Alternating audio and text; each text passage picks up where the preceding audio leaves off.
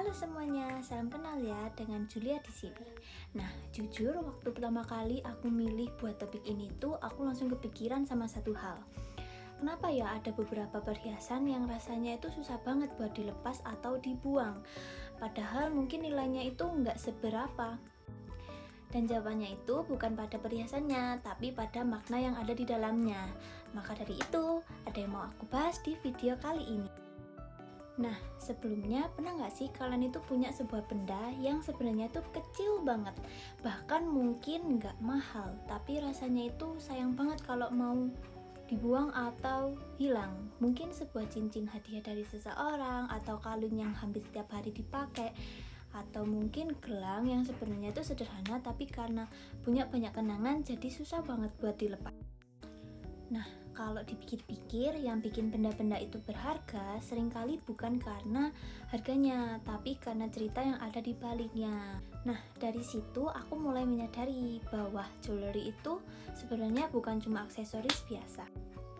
Buat banyak orang, jewelry itu juga bisa jadi media untuk menyimpan kenangan, mengekspresikan diri, bahkan menjadi bagian dari identitasnya mereka. Kalau ngomongin perhiasan, sebenarnya benda ini tuh udah ada sejak ribuan tahun lalu. Dari zaman dulu, perhiasan itu bukan cuma dipakai buat mempercantik penampilan. Perhiasan juga pernah menjadi simbol status sosial, penanda identitas, atau bahkan dipercaya sebagai pelindung atau pembawa keberuntungan. Tapi meskipun zaman terus berubah, ada satu hal yang masih sama sampai sekarang. Nah, manusia itu suka memberi makna pada benda-benda kecil, contohnya cincin. Secara fungsi, ya cuma lingkaran kecil yang dipakai di jari. Tapi buat sebagian orang, cincin itu bisa mewakili hubungan, keluarga, persahabatan, atau momen penting yang ada di dalam hidup mereka. Makanya banyak banget orang-orang yang tetap memakai perhiasan yang sama selama bertahun-tahun, walaupun modelnya itu sudah nggak mengikuti tren, karena yang mereka pakai itu sebenarnya bukan cuma perhiasannya, tapi juga kenangannya. Selain menyimpan kenangan, jewelry itu juga sering menjadi cara seseorang buat nunjukin dirinya. Coba deh perhatikan, ada orang yang suka jewelry yang simple, minimalis, ada juga yang lebih suka jewelry-nya itu yang besar, unik, dan mencolok. Dan menurutku itu tuh menarik, karena tanpa sadar pilihan jewelry yang kita pakai itu sering banget menggambarkan sedikit tentang kepribadian kita, seolah-olah jewelry itu cara buat berbicara tanpa harus mengucapkan kata apapun. Saat ini tren custom jewelry juga semakin berkembang. Orang-orang gak cuma mencari perhiasan yang cantik, tapi juga yang punya makna spesial. Misalnya kalung dengan inisial nama, birthstone sesuai bulan lahir, cincin dengan sidik jari, atau breast milk jewelry yang dibuat dari ASI seorang ibu. Kalau dipikir-pikir, semua contoh itu punya satu kesamaan. Mereka itu dibuat bukan hanya untuk dipakai, tapi juga untuk menyimpan cerita. Karena itu, jewelry sekarang bukan cuma soal fashion.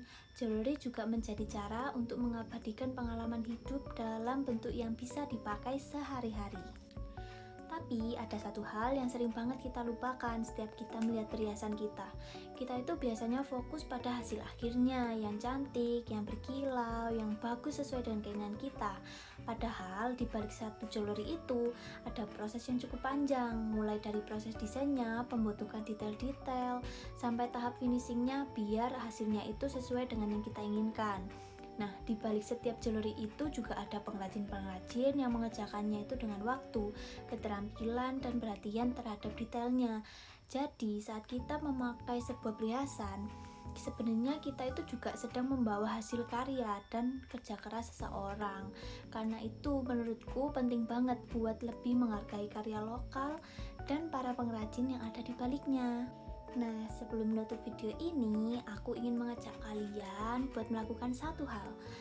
Nanti kalau kalian melihat perhiasan yang kalian punya, coba perhatikan lebih lama dari biasanya. Mungkin ada yang dari hadiah orang tersayang, mungkin ada yang beli dengan hasil kerja kerasnya, atau mungkin ada juga yang mengingatkan pada sebuah momen yang mungkin nggak bisa dilupakan.